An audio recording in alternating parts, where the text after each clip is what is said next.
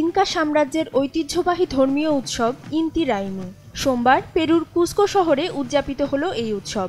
শীতকালকে স্বাগত জানাতে বছরে একবার সূর্যের প্রতি শ্রদ্ধা জানিয়ে এ ধরনের উৎসবের আয়োজন করা হয়। অংশগ্রহণকারীদের নাচ, গান, রঙিন সাজসজ্জা ও একে অন্যের মাঝে খাবার ভাগাভাগির দৃশ্যে মুখরিত হয়ে ওঠে পুরো শহর, যা দেখতে স্থানীয় বাসিন্দা সহ বিদেশি পর্যটকরাও ভিড় জমান।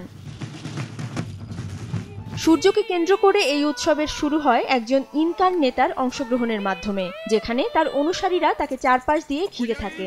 এরপর তিনি একটি পাত্র থেকে মাটিতে চিচা নামক প্রাচীন ইনকান পানীয় ঢেলে দেন মাদার আর্থের উদ্দেশ্যে নিবেদন হিসেবে।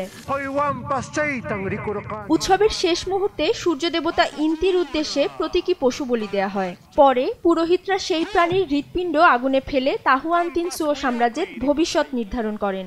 250-টিরও বেশি ডিজাইন অপশন নিয়ে ওয়ালটন স্মার্ট ফ্রিজ, বোঝে আপনার প্রয়োজন।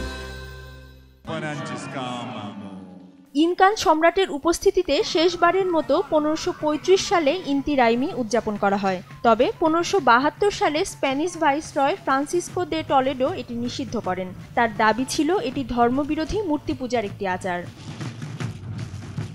অধরা শ্রেয়সী অথৈ, সময় সংবাদ।